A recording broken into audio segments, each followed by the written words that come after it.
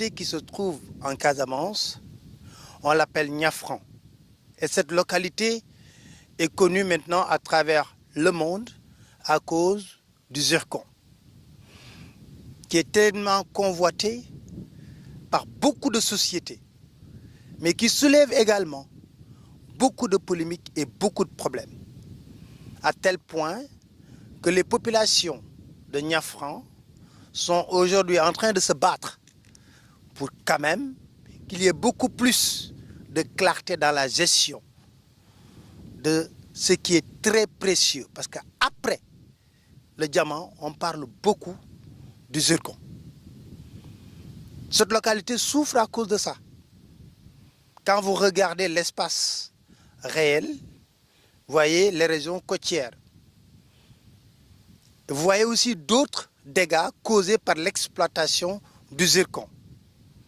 Nous allons vous proposer aujourd'hui un reportage, tout d'abord sur la localité de Niafran, les difficultés que cette localité est en train de vivre, mais également un autre reportage beaucoup plus poignant que nous allons vous proposer et qui va vous parler véritablement de ce désastre qui est en train de vivre la population de Niafran. Tout cela, ce sera dans votre émission et nous serons avec notre confrère Jonas qui a abattu un travail extraordinaire. Et vous allez savoir ce qui se passe réellement dans Niafran.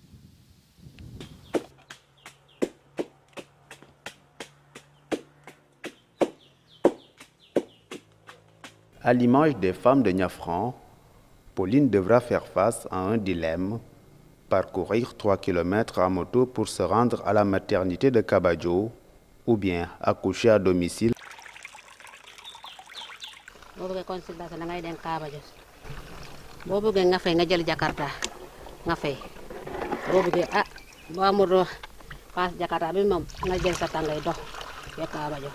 Elle vit dans ce village depuis une quarantaine d'années. Plusieurs générations de femmes ont donné naissance grâce à son assistance.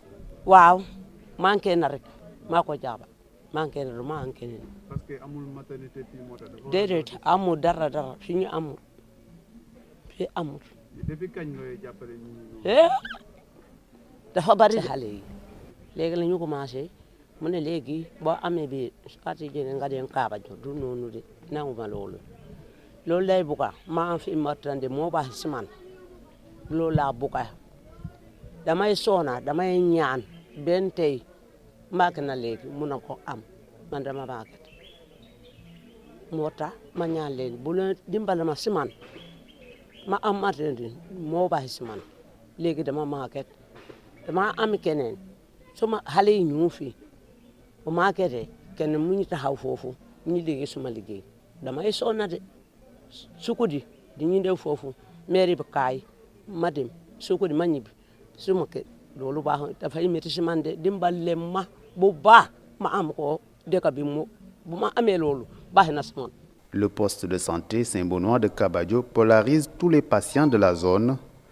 Créée en 1974, la structure n'a pas d'ambulance pour assurer l'évacuation sanitaire. Ainsi, les populations environnantes devront se démerder pour acheminer leurs malades jusqu'ici. Et quant aux femmes qui auront la malchance d'accoucher chez elles, une pénalité pécuniaire leur est imposée. jigéen ñi dañu sonn parce que boo ëmbee vaccin bi kab ya lañu koy demee wasin bu jotee da ngay sonn kii jigéen bi taxaw ni moo ñuy jàppale fii ci affaire cosaan waaw fu ñu toll ni affaire gouvernement dugul ñu taxawal hôpital bi dëkk bi bu ñu ne Kabadjo te waa Kabadjo ñu ne boo fi wasinee tamit dañu lay almaan boobu nag da ngay fay 20 000 même da nga dem ba nga jege sa kër gi hôpital baa ngi ni nga wasin fii da ngay fay 20 000 waaw loolu daal moo ñu jaaxle te loolu métti na ci ñun matu kenn xamut heure bu mu lay attaqué da ngay dem dox nii rek affaire bi attaqué la doo xam ni nga koy def il faut nga wasin ci yoon te dafa sori waaw loolu donc moo ñu jaaxle. Il y a des inopinés. Déjà que sont inopinés, que cette femme n'ont pas le temps même de venir Et surtout les filles mères qui ne savent même pas, c'est le temps, quand ils ont des contractions, ils ne savent pas que c'est le temps d'un accouchement, elles peuvent accoucher. De bonnes actions, elles sont nombreuses. Cette bâtisse, par exemple, qui fait office de centre polyvalent, est l'œuvre de touristes norvégiens. L'école primaire également a vu le jour grâce au financement d'une association de ressortissants néerlandais. Nothing. Government has did nothing here. The only infrastructure you can see here in the village is done by people from outside. Like the youth center is from an association in Norway called Friends of Njafrang in Norway that built us this youth center. All the wells that you see here are built by other people. You see the school of Njafrang is built by a foundation in Holland called Sticking Above Senegal. The only infrastructure you can see here is the gravel road, that gravel road there that connects Njafrang and Kabajo. That's the only thing that the government has done here. L'école dispose certes de bâtiments flambant neufs, mais dépourvus de clôture. Conséquence, les élèves sont plus qu'exposés pendant les heures de récréation ou d'éducation physique. Effectivement, il y a des dangers. D'abord, la circulation. Il y a les motos Jakarta qui passent, les personnes qui passent aussi n'importe comment. Et ce qui est sûr, on est au village, même si on ne peut pas être aussi les gendarmes. Oui, parce qu'on est obligé aussi de collaborer avec la population, d'essayer quand même de leur faire comprendre certaines choses. Il y a aussi les animaux qui passent aussi, ainsi de suite. Donc la sécurité, là, vraiment, ça cause problème. Les édifices offerts par les touristes laissent apparaître un sentiment de laisser pour compte chez les villageois. Ceux-ci n'ont pas hésité de se tourner vers la Gambie pour y envoyer leurs malades, voire privilégier la monnaie, le dalasi, pour les échanges. Je vous l'avais dit tantôt, nous sommes là devant ce fromager sacré qui fait également office de place publique. Et quand on parle de place publique dans un village, c'est un lieu de rencontre. Alors, Jonas Bassen avait fait une enquête importante sur les difficultés vécues par ce village de Njafrang. Et là où on veut exploiter le zircon.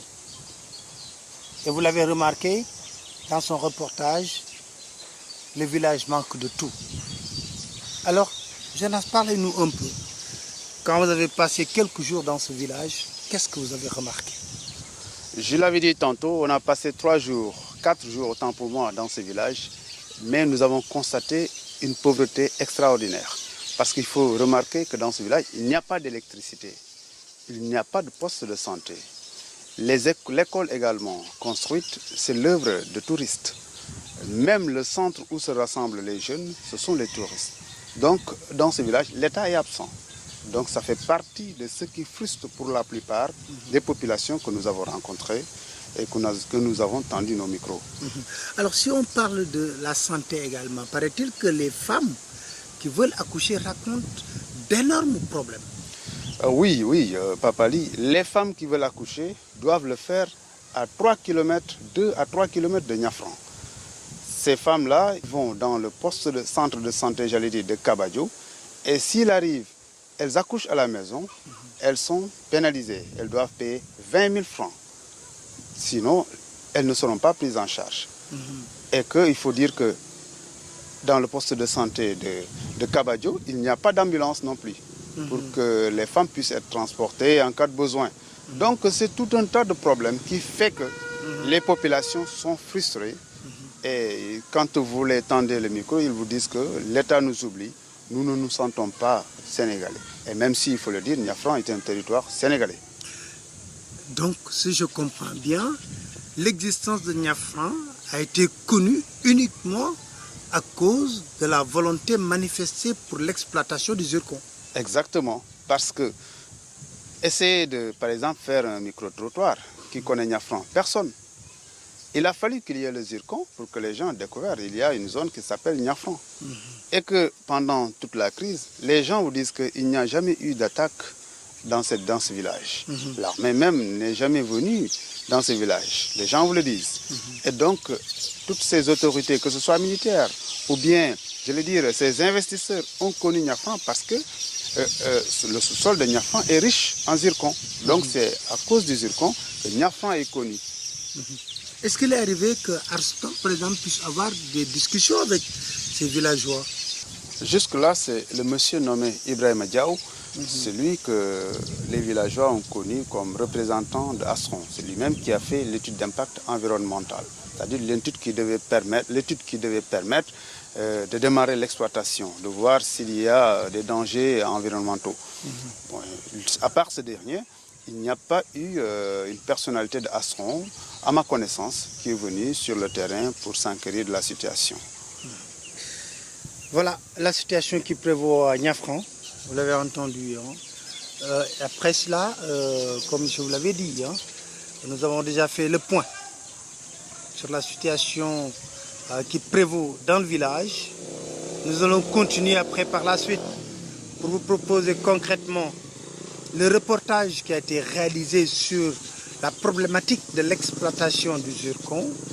Vous allez écouter également M. Ousmane Sané, qui est le porte-parole du comité qui a été mis en place par les villageois contre l'exploitation du zircon. Nous allons écouter aussi d'autres personnes, des membres du Forum civil, d'autres personnes aussi qui sont pour l'exploitation du zircon. Tout cela, nous allons vous faire vivre la situation qui prévaut ici, dans ce village de Niafran, et qui est gros de risques.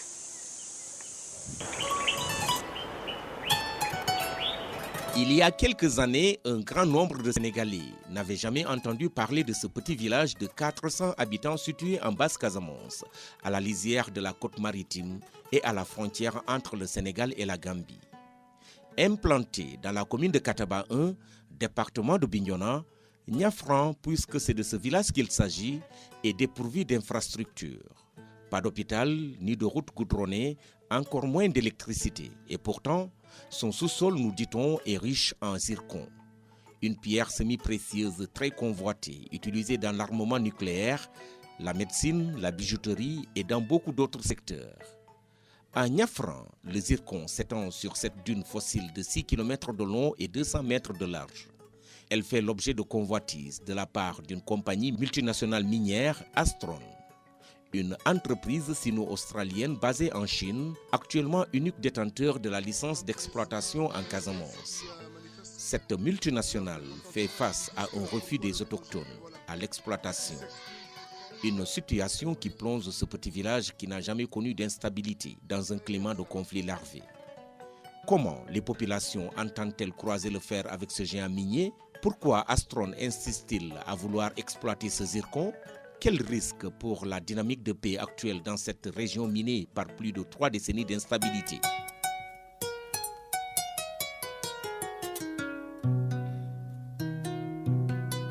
Tout a commencé à l'an 2000 avec l'avènement de la première alternance au Sénégal. Le régime d'Abdoulaye Wade inscrit alors en priorité de son programme de gouvernance la promotion du secteur minier. Motivé par la hausse des prix des ressources naturelles au niveau mondial, le régime s'engage dans une révision du code minier en 2003. Un an plus tard, une licence d'exploration est attribuée à la compagnie minière australienne Carnegie, qui en 2006 va s'associer à Astron. Seulement, Carnegie cédera la totalité des actions de sa mine en Casamance à Astron dès 2008, et quelques mois après, Carnegie, que nos interlocuteurs confondent parfois à Astron, quitte Sanyang, une ville gambienne, où elle avait entamé une exploitation. L'entreprise a-t-elle été contrainte au départ? Pour en savoir plus, nous avons rencontré Abdoundou Khourndaou, un universitaire anthropologue à l'université Assane Seck de Ziguinchor. Il dirige une équipe de recherche qui travaille sur la Gambie et la Casamance depuis une dizaine d'années. Vous savez, par exemple, en Gambie, Astron avait un permis pour exploiter le zircon sous Yaya Jammeh. Mais Yaya avait vu qu'il y avait une quantité énorme de sable. Lui, il pense que c'est du sable qui sortait de son pays. Et discrètement, il a commis une étude, un cabinet indépendant pour regarder qu'est-ce que les Chinois étaient en train de faire. Et Yaya a vu que non seulement ces gens étaient en train d'exploiter le zircon, ça c'était un permis qui était normal, ce n'était pas le problème, mais, et ça c'est une de nos craintes, ils étaient aussi en train d'exploiter le limonite, le fer et d'autres minéraux. C'est-à-dire que dans la composition géomorphologique, aujourd'hui, on sait qu'à Niafran, si vous êtes à 7 mètres en profondeur, vous avez du sable minéralisé. 7 mètres. Ça, ce sont les études qui l'ont prouvé. Alors, mais à 7 mètres, lorsque vous mettez un système gravitaire, ce système peut prendre à la fois le zircon, le fer, le limonite, parce que ce sont des superpositions géomorphologiques qui sont très proches. Cette proximité, Astron l'avait déjà développée envers les populations de Niafran dès le début. Nouveau détenteur de la licence d'exploitation, son arrivée était perçue comme une aubaine par les populations villageoises. L'entreprise avait même triplé le coût de la main-d'œuvre locale, provoquant du coup la maladie hollandaise. Quand Astron est arrivé, c'était à l'époque où les seuls emplois, c'était nous les hôteliers, ceux qui possèdent un campement, ou les expatriés qui avaient une maison ici, qui employaient des garçons pour le jardin, une fille pour le domicile, pour l'entretien. Mais là, les salaires étaient à 1000 francs par jour. Et quand Carnegie est arrivé, tout ça, il payait 3000 francs par jour. Du coup, tous les jeunes ont sauté dans la voiture. Il les accompagnait pour faire de la prospection et tout. Des voitures qui disparaîtront à la fin de l'exploitation, les habitants de Niafran, ayant compris plus tard le risque environnemental qui menace selon eux l'existence du village, ont reculé en s'opposant purement et simplement à une quelconque exploitation. Ainsi naîtra le comité de lutte contre l'exploitation du zircon. Cette entité va porter le combat un peu partout dans le monde, comme en témoigne la manifestation organisée à Ziguinchor en décembre 2017, au lendemain du déploiement de l'armée sénégalaise dans le village pour escorter le consultant. Depuis qu'il y a le problème ici en Casamance, l'armée sénégalaise n'est jamais venue ici pour la sécurisation de la population. Parce que nous savons que le village de Niafran est très en sécurité. Mais depuis le problème du zircon, depuis 2010, chaque 15 jours du mois, l'armée du Sénégal est là. C'est pour toujours, nous avons vu que c'est pour une intimidation. Jusqu'à le CICR est venu même nous rencontrer.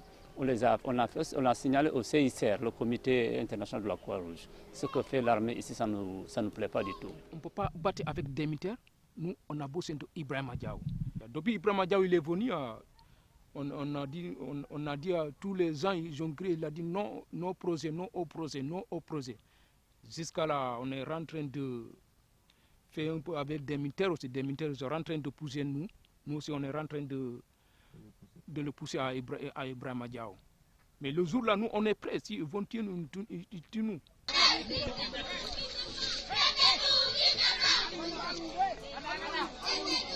Et le lobbying va se poursuivre. Le 1er juillet 2018, les membres du comité vont accueillir des ONG des droits humains et autres organisations pour formuler des propositions de lutte contre le géant Astron. Les échanges seront parfois tendus. La précision en tant que juriste, c'est juste de dire que la loi sénégalaise, la constitution sénégalaise permet à l'ensemble des citoyens sénégalais, de quelque origine qu'ils soient, sans distinction régionale ou autre, quand ils sentent leurs droits sont menacés, d'avoir la possibilité de faire un recours judiciaire. Pas de justice. C'est ici. C'est l'audience publique qu'on a délibérée. N'est-il pas une justice? N'est-il pas une audience? Alors là, je ne comprends pas pourquoi encore porter ce problème sur le plan juridique. Mais alors, pourquoi Astron insiste-t-il à vouloir exploiter ce zircon? Pour le comprendre, nous avons séjourné 4 jours dans le village de Niafran, où nous avons rencontré un Américain du nom de Jonathan Kaufman, défenseur des droits humains, invité par le comité de lutte pour réfléchir sur des stratégies à mettre en œuvre contre Astron. Son organisation a commandité une étude sur les états financiers de l'entreprise. Il y a une organisation alliée qui s'appelle Inclusive Development International qui ont maîtrisé très bien ces questions d'investissement et financement. Et bien, nous avons demandé à eux qu'il fasse cette enquête, cette recherche dans la chaîne d'investissement d'Astron par rapport à ce projet. Et ce sont principalement dans ces rapports qu'on a trouvé ces informations qui sont un peu cachées, mais ce n'est pas à dire qu'ils sont confidentiels. Selon les propos confirmés par le rapport annuel 2017 de la compagnie publié sur son site internet, le projet de la petite mine de Casamance doit permettre à Astron de retrouver sa bonne santé financière. C'est pourquoi l'entreprise va multiplier des gestes de générosité en sponsorisant le Casasport, équipe du championnat de football élite dans son volet social, pour un montant de 90 millions de francs CFA qui vont s'étaler sur 3 années. Astron cherche ainsi à recueillir un capital de sympathie auprès des nombreux fans du club, ce qui a surtout contribué à diviser les populations. Nous ne décidons pas en tout cas des dispositions ou des engagements politiques pris par nos États, et qui font qu'il y a des ramifications économiques, etc. Et qui font que, évidemment, tout va dépendre de la position de l'État sénégalais. Si l'État sénégalais décide de renoncer à tous ces actes posés et qui ont permis à Astron d'être au Sénégal, et dans ce cas-là, le Casasport renoncerait également à poursuivre le compagnonnage avec Astron. Mais si ce n'est pas le cas, et que donc qu'on permette au contraire à Astron de poursuivre ses activités, mais nous considérons Astron comme toute autre entreprise intervenant au Sénégal et même hors du Sénégal, et qui puisse apporter quelque chose au Casasport, notamment au plan financier. La division, c'est aussi dans les chaumiers des villages environnants. À Kabadjo, situé à 3 km de Niafran par exemple, la contradiction est profonde. Ici, le climat de méfiance entre villageois est énorme. Personne ne souhaite s'exprimer sur la question du zircon, mais nous avons trouvé une astuce pour contourner cette autocensure, en recueillant les avis de quelques jeunes mineurs venus chercher des huîtres dans le bolon de Niafran. Ces derniers ont dit tout haut ce qui se murmure. Est-ce que vous êtes pour ou contre l'exploitation du zircon? Oui, parce que moi je veux le développement de notre village. Parce que mes parents sont d'accord, c'est pour cela moi aussi je suis d'accord. Pour moi, je ne suis pas d'accord. Et pourquoi? Nos parents ne sont pas d'accord, c'est pour cela nous aussi nous ne sommes pas d'accord. Selon le programme des Nations Unies pour l'environnement, au moins 40% des conflits internes ces 60 dernières années sont liés à l'exploitation des ressources naturelles. À Niafran, la principale cause du rejet demeure la destruction de l'écosystème et surtout la crainte de voir les puits déjà affectés par la montée du sel tarir. L'étude d'impact environnemental réalisée par la multinationale elle-même fait polémique entre acteurs de premier plan. Est-ce que ce qui se dit est vrai, que cela va détruire l'écosystème, la nappe phréatique, on n'aura plus d'eau potable, on aura une tendance à une acidification de l'eau, mais également sa salinisation? Tout cela n'est pas vrai? C'est très loin d'être la vérité, très très loin d'être la vérité. J'ai envie de poser une question. Pourquoi à Diogo on le fait, c'est possible, on exploite et on réhabilite? Pourquoi juste à quelques encablures du gisement de Niafran, du côté gambien, à Brufut, ça a été fait, exploité et réhabilité avec les mêmes conditions géomorphologiques, la même compagnie, les mêmes techniques, et celui qui veut le constater peut se rendre, c'est juste à quelques centaines de mètres du gisement de Niafran. Pourquoi ça a été fait, et très bien fait, et à Niafran, ça devrait soulever tous ces problèmes que vous venez de citer. Oui, il vous a parlé de Brufut. Oui. Mais quand vous parlez de Sagnan, quand vous allez à Sagnan, ils ont installé là-bas désespoir et désolation. Parce que rien n'a été respecté du point de vue des engagements pris au départ dans notre document. Il a juste pris ce qu'il a. C'est pour ça que je dis, c'est le conflit d'intérêts. Pensez-vous que lui, il a intérêt à vous dire que ça ne marche pas? C'est une question même de bon sens. Il est juge et parti. C'est lui qui représente la compagnie et c'est lui qui a fait l'étude d'impact. Une autre affaire qui n'est pas des moins troublantes demeure la question des aires marines protégées. La zone d'exploitation est en effet parmi les 5 périmètres réservés pour la protection des mammifères marins par le décret 2004-1408 du 4 novembre 2004. Paradoxe, 26 novembre 2004, Carnegie a obtenu par arrêté ministériel numéro 10-455 une licence de cette même aire marine protégée. C'est même l'État qui a envoyé l'aire marine protégée pour dire à la population il ne faut pas que vous y alliez pour extraire le sable parce que c'est dangereux pour l'avancée de la mer. Et eux, ils veulent l'écraser à leur tour. C'est pas censé. On ne peut pas dire une chose et son contraire. La Convention sur la diversité biologique vise à atteindre 10% en 2020, c'est-à-dire à 1 an du prochain congrès sur les aires marines protégées, lequel veut abriter le Sénégal, selon Racine Kane, chef de mission de l'Union internationale pour la conservation de la nature, une organisation non gouvernementale basée en Suisse. Nous avons voulu le rencontrer pour en savoir plus sur la candidature du Sénégal, qui visiblement est contradictoire à ses engagements internationaux, mais sans succès.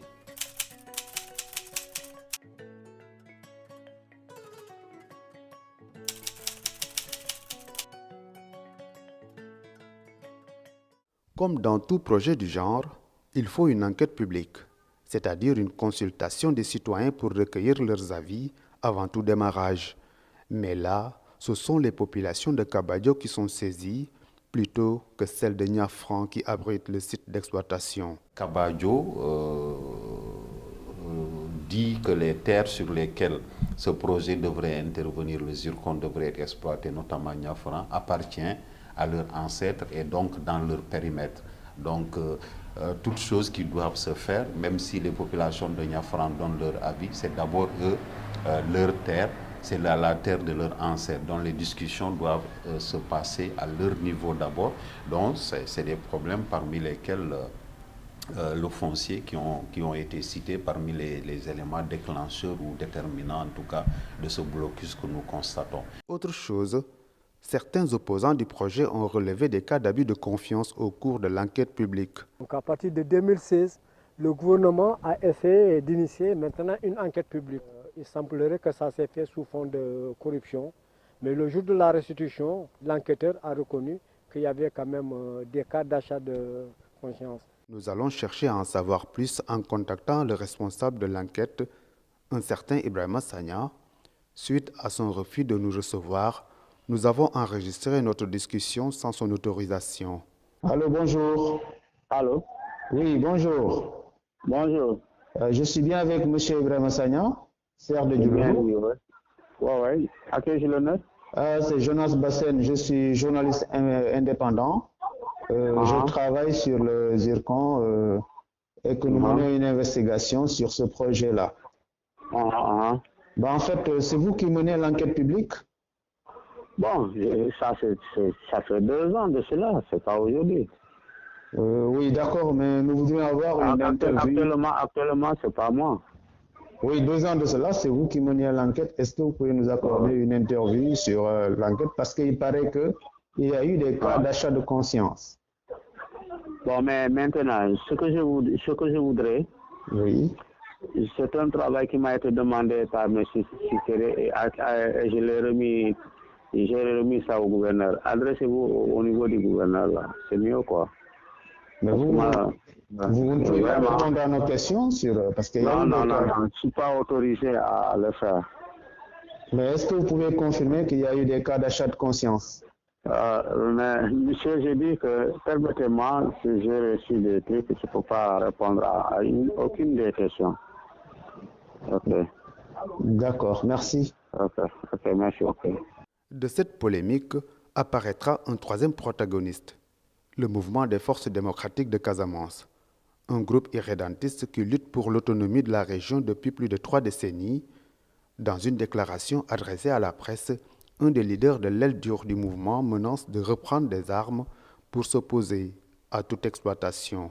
L'exploitation du zircon à Niafran va représenter, comment ça se dit, du volcan, la crash du volcan, c'est-à-dire la reprise du feu. Ça c'est clair. Plusieurs fois nous avons convenu avec le Sénégal de ne rien toucher et d'attendre le règlement d'abord du conflit. Niafran, c'était même quelque part un moment une base arrière de la rébellion. Et moi, je ne sais pas que je dis que ce que la rébellion dit, c'est ce qu'il faut faire. Tout le monde connaît mes positions sur ces questions, mais je pense qu'il y a quand même des menaces réelles d'une instabilité dans cette région dans cette partie de la Basse-Casamance si l'État veut continuer à imposer ce projet minier. Ça, c'est clair. Alors, je ne crois pas que ce soit une bonne symbolique d'installer, par exemple, les forces de l'ordre pour contrôler l'exploitation de ça. De toute façon, dans les conditions actuelles, il faut prévoir qu'il y ait des problèmes lorsque, évidemment, Arston décidera d'exploiter ces minerais. La vie économique poursuit son cours dans un calme précaire et les populations continuent à tirer profit de cette générosité de la nature. Si à Kabadjo, les risques de tension entre groupes ethniques sont palpables, à Niafran, le climat de suspicion qui règne n'a pas entaché la cohabitation entre la majorité chrétienne et celle païenne qui vivent dans une ambiance joviale. Mais jusqu'à quand ?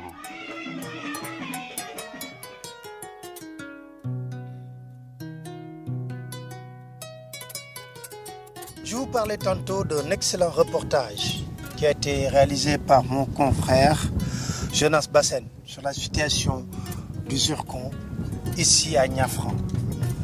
Jonas, d'abord, comment l'idée vous est venue de faire ce reportage? Merci Papa Lénian, merci de m'avoir invité. Mais il faut dire que le travail que nous avons effectué, nous avons été influencés, influencés dans le côté positif. On a lu des articles dans la presse qui parlaient un peu du zircon. Au niveau international aussi, on avait vu l'intérêt que le zircon avait pour certaines sociétés multinationales qui sont dans les ressources naturelles, les ressources minières, autant pour moi.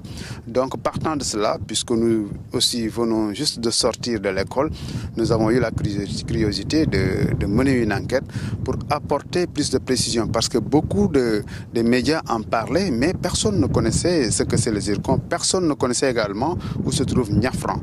Et donc c'est pourquoi avec mon ami avec qui on forme une équipe, Lassana Sadio, on a tenté de venir découvrir Niafran et voir ce qui se dit là-bas, quelle est la réalité, qu'est-ce qui se passe pour que les Sénégalais puissent savoir. Est-ce que c'était facile? Facile, je dirais pas que facile parce que vous savez, pour mener une investigation, il faut des moyens et nous l'avons fait avec des moyens personnels pour dire que personne ne nous a donné ces fonds et on n'accepterait pas de prendre aussi des fonds pour apporter une lumière sur une question comme les zircons qui divisent des communautés, des sociétés, des villageois, des familles. Et donc c'était difficile du point de vue financier. On a dépensé pendant une semaine presque, on est sur le terrain. 4 jours à Niafran, les autres jours sur Ziguinchor, essayer de voir qui interviewait sur cette question. Et l'autre question se trouve être la pression, parce que c'est vrai, on n'a pas reçu des pressions venant des autorités, il faut le dire, mais au niveau des villageois, parce que quand vous êtes sur le terrain, il y a un doute qui pèse sur leur tête. Ils se disent que ces gens-là, est-ce qu'ils ne sont pas envoyés? Est-ce que c'est des journalistes crédibles? Alors, c'est tout un tas de questionnements qui résonnaient sur la tête quand vous voyez les gens qui vous accueillent, sur la tête des gens qui vous accueillent la plupart. Donc, c'était un peu difficile, mais Dieu merci, on a réalisé un documentaire et nous voudrions que ça se poursuive parce que aussi, il y a une question intéressante. Est-ce que réellement, j'allais dire, le conseil d'administration de Astron est au courant du danger qu'une exploitation pourra provoquer en Casamance? La question de fond qui me vient à l'esprit, Jonas, est de savoir quel est ton sentiment réel après avoir entendu les différentes parties qui sont concernées. Écoutez, c'est vrai, ce qui est un peu bizarre, il est difficile de trouver quelqu'un dans le village de Niafran qui est pour le projet, autant pour moi. Pour la plupart des gens qu'on a rencontrés, ils se disent être contre une exploitation du zircon. Les gens qui sont pour, on a tenté de voir, est difficile d'en trouver. Et donc ça, c'est un problème réel. Alors qu'on sait qu'au Sénégal aujourd'hui, si vous voulez exploiter les ressources naturelles, vous devrez avoir l'assentiment des populations. Ça, je pense que c'est le référendum sur les points qu'on avait proposés aux citoyens. Sur les 15 points, voilà. Donc, je pense que c'est difficile de trouver quelqu'un qui est pour l'exploitation du zircon. C'est ça qui a frappé, du coup, mon attention. Maintenant, peut-être dans les autres localités, il y a des gens, parce qu'il y a la pression, hein, il y a la pression dans le village. Même si vous êtes pour, il y a des gens qui nous souffrent. Si vous êtes pour, vous n'osez pas vous signaler. Donc je pense que c'est toute une curiosité qui est là et qu'il faut toujours essayer de percer et comprendre pourquoi ces gens-là sont pour l'exploitation. Est-ce que, concrètement, vous pensez qu'il y a un danger à faire du forcing avec peut-être les forces armées, avec peut-être des intimidations pour exploiter les zircons au détriment de la volonté populaire? Niafran, moi je ne suis pas là peut-être pour dire il faut exploiter ou ne pas exploiter. Mais ce qu'il faut comprendre, c'est qu'aussi on est dans une zone sensible. Pour quelqu'un qui connaît un peu la Casamance, on sait que Niafran, c'est une zone sensible. Et donc, si on amène les forces de l'ordre pour qu'ils encadrent la zone qu'on exploite, je ne pense pas que ça soit la bonne manière, la meilleure méthode. Ça peut aujourd'hui raviver le feu, j'allais dire, envenimer la situation qui aujourd'hui a connu vraiment une situation de paix que les Casamançais ont connue. Donc je pense qu'il faudrait que l'on puisse encore davantage discuter avec les populations, essayer de proposer, je pense, quelque chose de sérieux pour que peut-être ils vont accepter l'exploitation. Je ne sais pas. Est-ce que l'espoir est permis? Je ne dirais pas non parce que je suis très pragmatique. Je pense que de la discussion jaillira toujours la lumière. Il faut qu'ils discutent avec les citoyens qui sont des Sénégalais, qui peut-être ne sont pas contents parce qu'ils voient que l'État est absent. Mais je pense que c'est possible. Ils n'ont qu'à discuter avec eux. Très bien. Alors, c'était Jonas Bassène, le journaliste qui a réalisé le reportage que nous avons montré. Après Jonas Bassène, nous aurons Ousmane Sané, qui est le porte-parole du comité qui a été mis en place ici à Niafran pour continuer de discuter de ce problème qui est lancinant. Mais je rappelle toujours que les multinationales ont une certaine force. Et cette force, c'est de pouvoir utiliser toujours la manipulation pour arriver à leur fin. Mais nous sommes dans une zone sensible. Ça revient toujours dans les discours. Et qu'on gagnerait quand même à discuter avec les habitants de Niafran, les habitants des localités qui sont concernés par ce problème, pour qu'on essaie de trouver la bonne solution.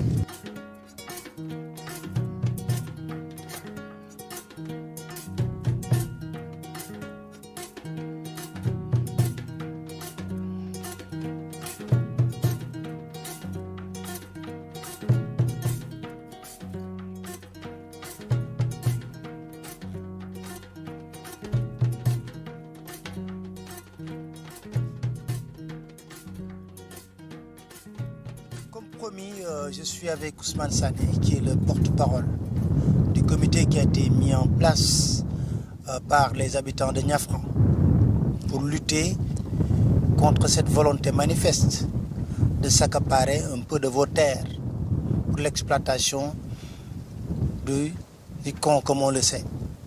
Alors aujourd'hui, est-ce que vous pouvez nous faire le point sur les difficultés que les populations rencontrent? D'abord, je vais faire un peu de recul. Vous rappelez que le projet Zircon date de 2004 par arrêté ministériel qui donnait autorisation à une société australienne de venir faire une prospection sur la dune de Niafran. Donc cette dune, elle est longue de 7 km, 150 à 200 mètres de large.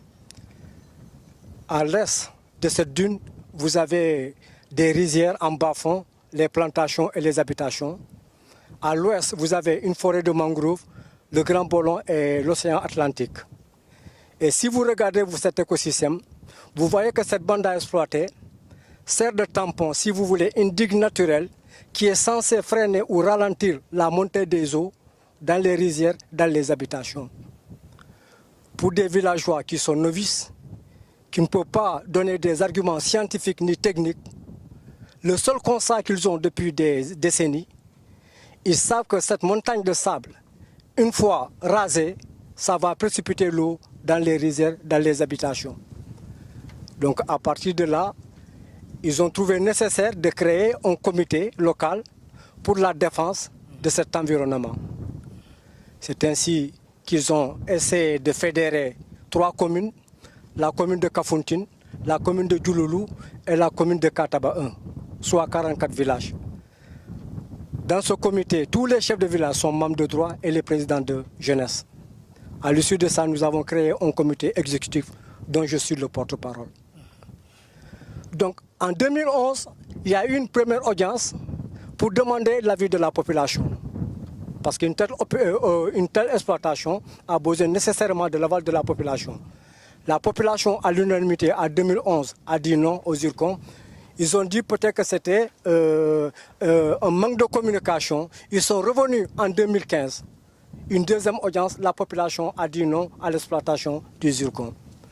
Il a fallu attendre jusqu'en 2016 pour qu'une notification de la gouvernance demande à un administrateur de Djouloulou de venir mener des enquêtes publiques au niveau de certains villages de la zone. Et qu'est-ce que le résultat a été quoi? Le résultat est que le jour de la restitution au niveau de la gouvernance, l'enquêteur a reconnu publiquement à la gouvernance qu'il a fait une enquête, que les avis étaient partagés, mais que la majeure partie de ceux qui avaient donné leur accord l'ont fait sous l'influence de la corruption. Il a reconnu qu'il y a eu des cas d'achat de conscience au niveau de Kabadjo. Alors, est-ce que vous pouvez nous dire concrètement qu'est-ce qui a été détruit depuis qu'on a voulu essayer d'exploiter ce zircon? Ce qui a été détruit, c'est que là où nous en sommes, vous voyez très bien que c'est des ruines. Là, c'était un des sites les plus beaux de la Casamance. C'était un hôtel qui appartient à un expatrié. Là, c'était le restaurant. Vous avez, après le restaurant, 2 rangées de filao. Après ces 2 rangées, vous avez la plage à 200 mètres. Ça, c'était vers les années 90. Dans les 10 dernières années, la mer a fait un bond. Le restaurant est en ruine. Le seul rempart, c'est la forêt de mangrove et la dune. Si nous acceptons cette exploitation du zircon, le réchauffement climatique, la montée des eaux, certes, c'est un phénomène naturel. En ce moment, il est plus intéressant de faire des digues pour freiner l'avancée de la mer que de détruire la dune pour précipiter l'avancée de l'eau dans les rizières, dans les habitations. C'est pourquoi la population s'est diamétralement opposée à une telle exploitation. Aujourd'hui, vous connaissez aussi la force des multinationales. Est-ce que vous pensez pouvoir toujours résister à cela? Écoutez, depuis 2004, nous sommes en train de résister. La Casamance a une histoire. Certes, les multinationales ils sont puissants. Nous savons qu'ils ont essayé avec nos gouvernants qui, à travers des arrêtés et des décrets, ont essayé d'imposer leur volonté à la population. Mais la résistance populaire, la résistance locale, elle est là. Ils ont même essayé avec des militaires, avec un char. La population s'est couchée sur la terre, a demandé à l'armée de marcher sur les corps pour accéder sur la dune. C'est dire que quand même, il y a une détermination au niveau de la population. Paraît-il que depuis qu'on en parle de l'existence des zircons, il y a toujours la présence des forces armées ici dans cette zone. Mais écoutez, les forces armées, il n'y a pas que les forces armées. Il y a aussi le mouvement des forces démocratiques de Casamance qui fait souvent une patrouille au niveau de la zone. C'est ça. Les gens ne pensent pas trop au volet sécuritaire quand même de cette exploitation. Il y a les risques environnementaux, mais il y a aussi le risque d'une recrudescence du conflit armé en Casamance. Non seulement les 5 factions, malgré leur division, sont totalement opposées à cette exploitation. Aussi, il y a l'armée qui fait des patrouilles comme si c'était pour intimider la population. Et par rapport à ça, que ça soit ces patrouilles, que ça soit du côté du gouvernement, la population a toujours maintenu son opposition par rapport à cette exploitation. Mais au-delà, on a vu que Niafran n'est pas une localité qui est pourvue, par exemple, de beaucoup d'institutions de maternité, d'écoles. Est-ce que ce ne serait pas bien de réfléchir sur comment la compagnie pourrait accompagner la localité? Écoutez, nous avons quand même réfléchi par rapport à l'avenir de notre village. Nous avons essayé d'approcher nos compatriotes et au-delà du comité, nous avons créé un cadre de réflexion. Nous avons discuté sur les risques éventuels d'une telle exploitation. Nous sommes maintenant dans une dynamique d'alternative par rapport à l'exploitation du zircon. Le zircon, c'est pour 5 ans, 10%. Pour qui? Pour l'État du Sénégal. Mais les retombées sur la population locale sont infimes. Ce que nous pouvons gagner en apiculture, ce que nous pouvons gagner avec la pêche, ce que nous pouvons gagner avec le tourisme, ce que nous pouvons gagner avec les fruits sauvages sont beaucoup plus importants que ce que Arson peut nous offrir. La preuve, tout ce que nous avons comme acquis, que ce soit l'école, que ce soit le foyer des jeunes, l'administration elle est absente, on n'a pas de route. Ce sont nos amis expatriés qui sont basés sur place ou qui viennent pour le tourisme, qui nous ont offert l'école, qui nous ont offert un poste de santé, qui nous ont donné le foyer des zones. L'État n'a rien fait dans ce village. Donc c'est pourquoi par rapport à cette exploitation, malgré les promesses qu'ils font, c'est-à-dire la route, c'est pour faire passer les engins, le forage, c'est pour traiter le zircon, et le poste de santé, c'est pour traiter les gens qui seront... Quels sont l'état de vos relations avec Alstom? Est-ce que vous arrivez de discuter avec les hauts dirigeants de Alstom par rapport à ce problème? Nous avons discuté avec les hauts dirigeants de Alstom. Pas plus que ce mois de mai, nous avons encore reçu une délégation de Alstom à travers certains cadres de la Casamance, le groupe de réflexion pour la paix en Casamance, dont le président c'est Robert Sagnan. Personnellement, il n'est pas venu, mais il a délégué quelqu'un à Madiamé, qui est son vice-président, qui se porte un peu comme facilitateur entre la population et Alstom. Nous avons reçu cette délégation, nous avons réitéré notre position, que nous avons des craintes par rapport à cette exploitation. Nous avons exigé une autre étude d'impact environnemental et social où ça sera inclusif, où la population locale, ou même, comment s'appelle-t-il, ça peut être un cabinet indépendant et autonome aussi bien du comité que de l'État pour qu'il fasse une autre étude. Parce que celui qui a fait l'étude au niveau pour Alstom, il est en même temps partenaire de Alstom. Donc il y a un conflit d'intérêts. Nous avons dit non, qu'on ne pouvait pas accepter un tel projet. Il fallait qu'on y voit un peu clair par rapport aux risques environnementaux et autres. Votre dernier message, ce serait quoi? Nous demanderons au gouvernement sénégalais de méditer sur les causes profondes du conflit en Casamance. C'est parti de l'accaparement de terres et peut-être un peu de sentiment de frustration par rapport aux premiers cadres qui sont venus en Casamance. Donc 30 ans, 35 ans après, vouloir exploiter par la force le zircon de Niafran au moment où le mouvement des forces démocratiques de Casamance, toute tendance confondue, s'est opposé à un tel projet. Je pense qu'il faut plutôt aller dans le sens de dialoguer, de privilégier le dialogue pour trouver une solution acceptable pour toutes les parties. C'est ce que nous souhaitons. Très bien. Merci beaucoup, M. Ousmane Sané. Je rappelle que vous êtes le porte-parole du comité qui a été mis en place ici au niveau de Niafran, qui lutte contre l'exploitation des zircons voulue par une multinationale Alstom. Je vous remercie. Merci beaucoup. C'est moi qui vous remercie, monsieur.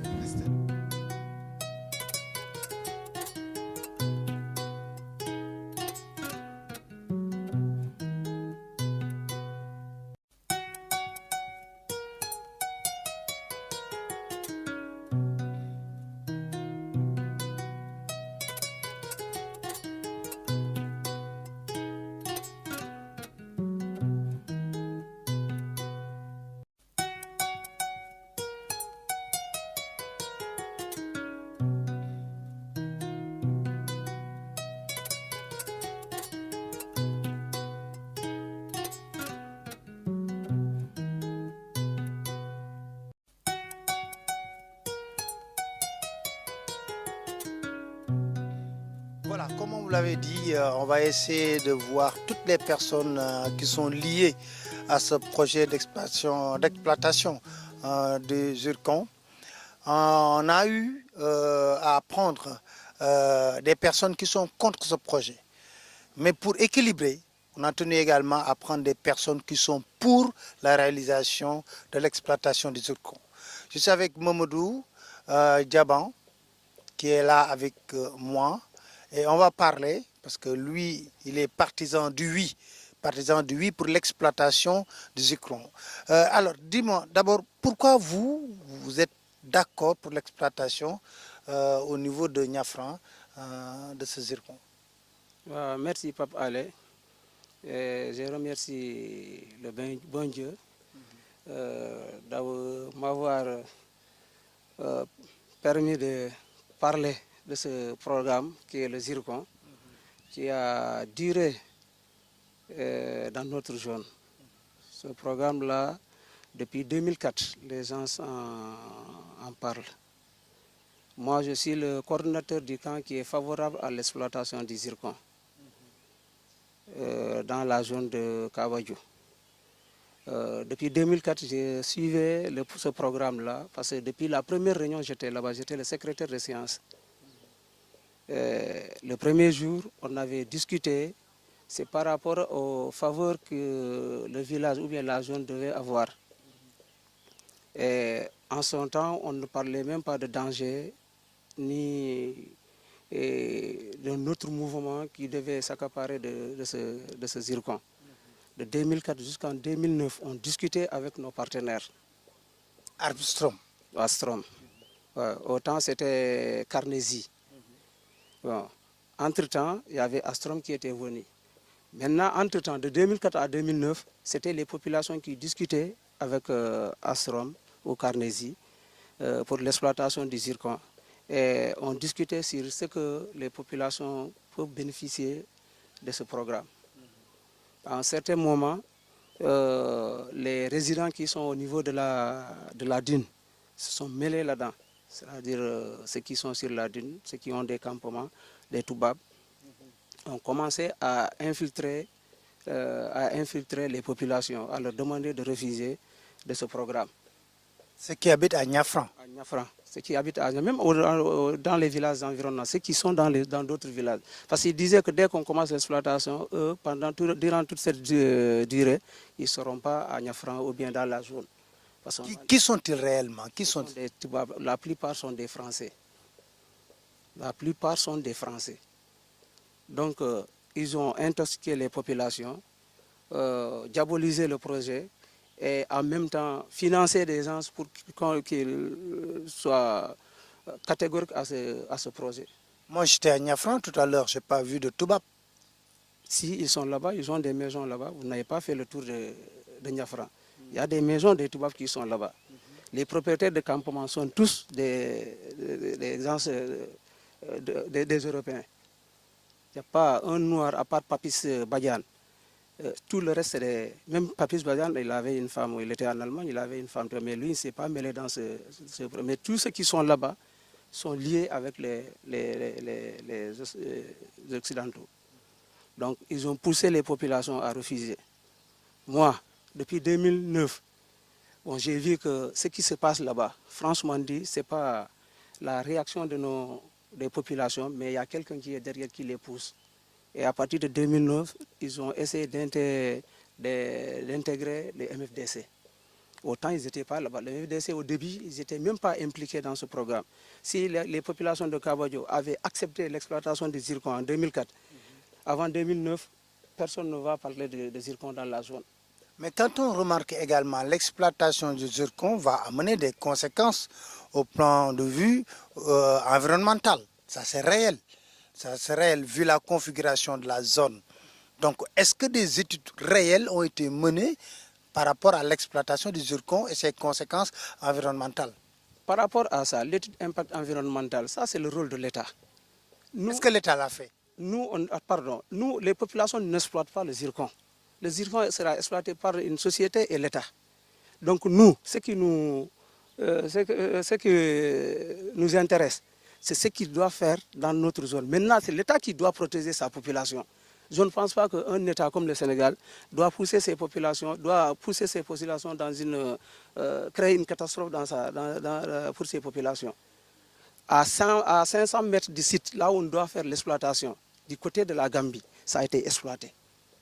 Mais là-bas, Yaya Jammeh, à un certain moment, a compris qu'il y a une destruction du sable et il a arrêté ça. Yaya n'a pas arrêté. À Carton, Yaya a exploité, après il a exploité le sable marin. Il a tout pris ça. Il y a de grands trous là-bas. Yaya a exploité et il a amené le sable. Il a vendu le sable. Est-ce que ça, c'est pas dangereux? C'est pas bon. Ça, c'est pas bon. Mais ici, on ne nous a pas dit qu'ils vont amener le sable. Ils vont exploiter. On ne nous a pas dit qu'ils vont amener le sable marin. Ils vont exploiter le zircon. Et là, ils vont exploiter, ça n'a pas de contact avec l'océan. On amène les gens au bord de l'océan pour leur dire que oui, c'est là où on doit passer l'océan. Avant, c'est là où on doit. C'est pas là-bas. La dune, il n'y a que 2 campements. Bon, un campement plus une maison des Hollandais ou bien 2 maisons des Zélandais et la maison de Sow, le berger. Il y a 4 maisons là-bas. C'est là-bas qu'on doit exploiter et non au bord de l'océan. Alors qu'il y a à exploiter le bord de l'océan. Si tu es là-bas, tu vois là où il y a à exploiter. Pourtant, jusqu'à aujourd'hui, il n'y a rien à Caton ni de l'autre côté. Mais pourquoi le projet est bloqué alors? Le projet est bloqué parce que, moi, c'est bien, le projet parce qu'il y a des intérêts qui sont là-dedans. Quels sont ces intérêts? Ces intérêts, il y a, en tout cas, il y a l'État en sait quelque chose.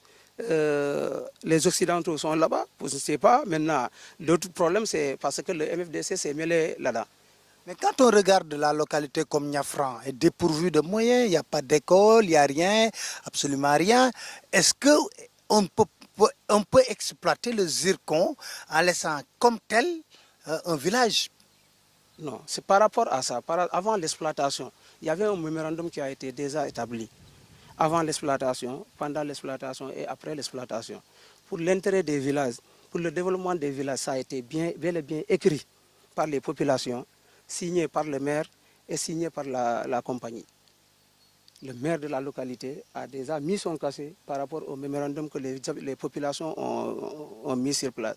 Dans ce mémorandum, on n'a parlé que de l'intérêt de la zone, des populations et des Casacés. Maintenant, le reste, ça c'est le problème de l'État et la compagnie. Mais on parle de conflit d'intérêt entre celui qui a réalisé l'étude environnementale et la société qui doit exploiter le zircon. Bon, maintenant, il faut s'adresser à celui qui l'a fait. Parce qu'on nous disait que c'est lui le consultant de la compagnie, Armstrong. Oui, et ils sont venus pour le faire. Là, je pense que les populations ne peuvent pas gérer ce point-là. Nous, ce que nous pouvons gérer, nous, les populations, c'est par rapport à nos intérêts. On ne va jamais laisser quelqu'un prendre nos intérêts. Ça, on ne le fera jamais. C'est l'intérêt des populations que nous allons suivre. Est-ce que vous êtes majoritaire dans votre position? Bon, ils ont fait l'enquête publique. Si nous ne sommes pas majoritaires, l'enquête publique a montré que la majorité veut l'exploitation et ils ont peur. Mais par rapport à cette enquête publique, on parle d'achat de conscience, on parle de corruption. Ça n'a jamais... Ah, qui a fait cette corruption? Il l'a fait village par village. Il était libre, il est choisi par l'autorité. Le gars, il est à Djoulounou. Si je savais, j'allais vous demander de passer. C'est lui, il est là-bas jusqu'à aujourd'hui. Il a fait des villages. Mais lui, il a été interpellé dans un reportage, mais il refuse de parler dans le reportage. Non, parce qu'il a été menacé. Il a été menacé, peut-être c'est ça. Par qui? Bon, il a été menacé. Par qui? Il a été menacé. Ah. Si vous dites ça, c'est vague. Oui, c'est vague. Je sais bien, il a été menacé. Il a été menacé. Moi-même, j'avais été menacé. Mais moi, je sais bien que ce que je dis, je le maîtrise. Vous habitez à Niafran, mais paraît-il que vous... Kabadjo, pas Niafran. Pas Niafran, j'habite à Kabadjo. Kabadjo et Niafran, c'était le même village. Après que Niafran a eu son chef de village, mais c'était le même village. Ouais. Maintenant, le tissu social, aujourd'hui, vu la crise qu'il y a entre Kabadjo, Niafran, le tissu social va se détériorer davantage parce qu'il y a un camp pour, un camp qui est contre. Ouais, tout ça, c'est les intérêts. Ceux qui protègent les Toubabs, ils sont tout le temps contre. Ils ne seront jamais d'accord. On n'a jamais vu quelque part où il y a exploitation, que tout le monde est à 100% d'accord.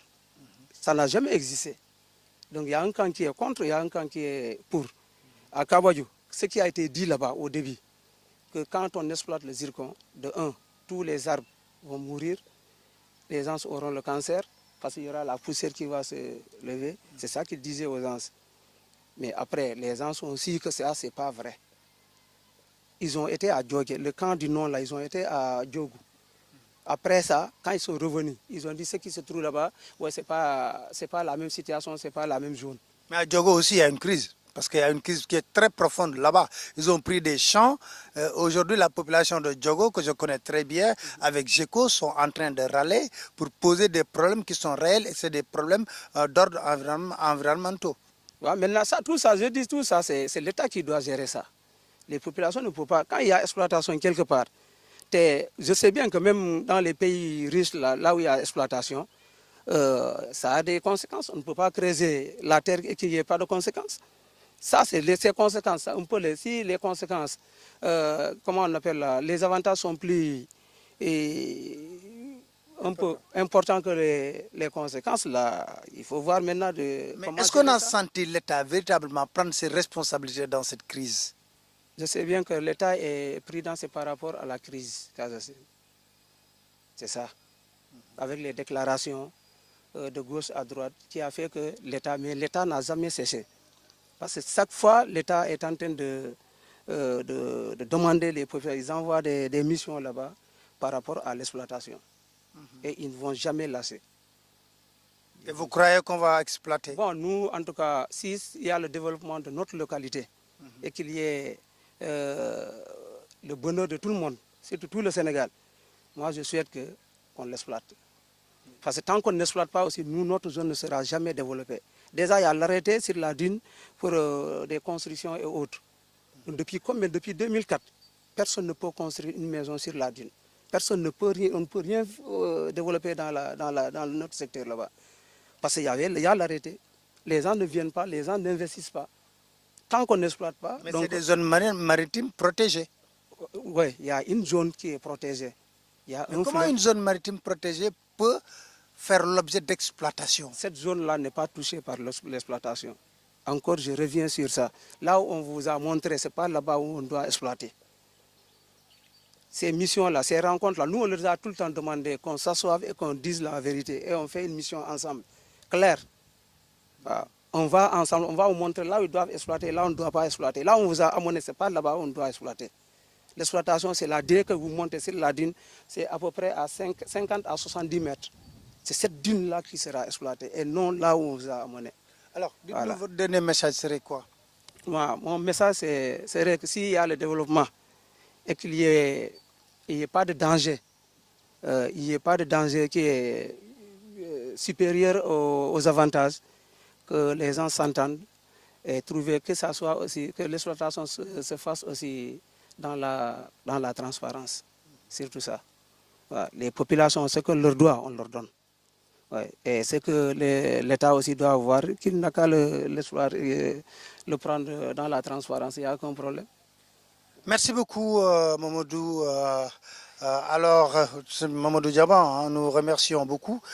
Voilà, on a eu à prendre tous les camps qui sont dans le cadre de l'exploitation du zircon, qui est un problème très complexe, véritablement complexe, et que c'était le camp du oui, qui sont pour l'exploitation du zircon. Vous avez entendu aussi d'autres personnes. Voilà pour le moment ce que nous avons pu glaner comme information sur ce conflit qui jusqu'à présent n'a pas encore trouvé de solution. Et nous allons poursuivre pour essayer également d'avoir d'autres versions par rapport à cette situation. Merci beaucoup.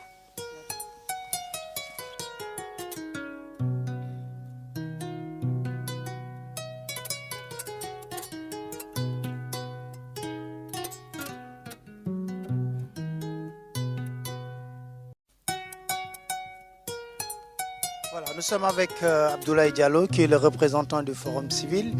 Abdoulaye, vous avez suivi un peu les discussions autour de l'exploitation du zircon à Niafran entre ceux qui sont pour l'exploitation et ceux qui sont contre. En tant que membre de la société civile, quel est votre sentiment sur cette question? Mon sentiment sur cette question, c'est le sentiment de tous les membres de la section Forum civil de Bignona, et qu'il y a beaucoup de choses qui devaient être faites dans le cadre de cette problématique liée aux zircons qui n'ont pas été faites.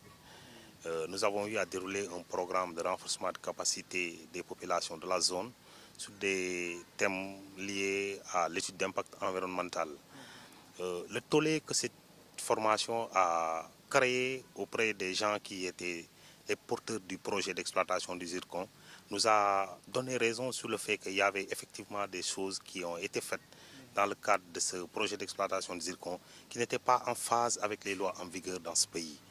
Et c'est ça en réalité qui a amené les populations à se braquer et à dire que au-delà du désastre écologique que les populations ont soulevé, il y avait des choses qui n'étaient pas très claires sur cette question qui les avait amenés véritablement à s'opposer à ce projet d'exploitation du zircon.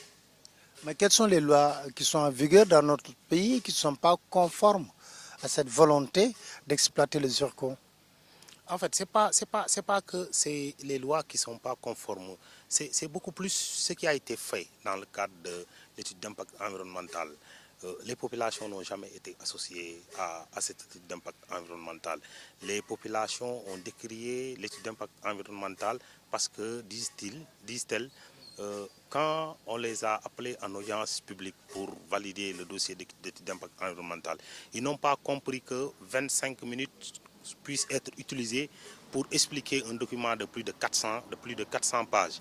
Et de plus, quand ils se sont procurés ce document-là, les populations, parce que certains parmi elles avaient le document, quand ils se sont procurés le document-là, ils ont vu juste un exemple des salles de classe en abri provisoire quand on part sur la partie de la responsabilité sociétale de l'entreprise. Elles avaient vu des salles de classe en abri provisoire, alors que dans la réalité du terrain, que ce soit à Niafran comme à Kabadjo, il n'y a pas de classe en abri provisoire dans ces écoles élémentaires-là. C'est d'abord un des éléments qui les avait amenés à comprendre qu'il y avait quelque chose qui n'était pas clair dans le travail qui a été fait. Ils n'ont pas été associés au travail. 2, il a fallu qu'ils fassent un bras de fer pour que des audiences publiques soient organisées pour leur présenter en réalité ce qui devait se faire. Ça démontre le déficit d'encouragement de la participation citoyenne dans la gestion des affaires publiques. Parce que les ressources naturelles appartiennent à tout le peuple sénégalais.